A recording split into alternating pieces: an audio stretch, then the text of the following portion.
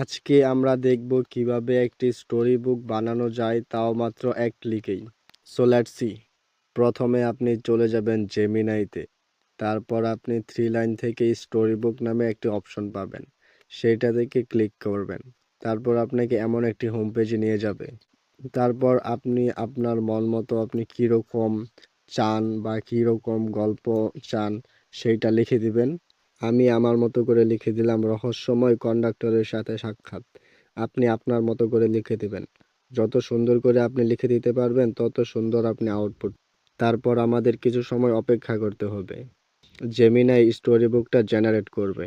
Generate হওয়ার পর আপনি দেখতে পারবেন স্টোরি বুকটা কত সুন্দর। এক পেজে ইমেজ থাকবে, অন্য পেজে থাকবে টেক্সট। আপনি চাইলে এই স্টোরি বুক অনুযায়ী একটি অ্যানিমেশন টাইপের ছোটদের জন্য ইউটিউব চ্যানেল ক্রিয়েট করতে পারেন।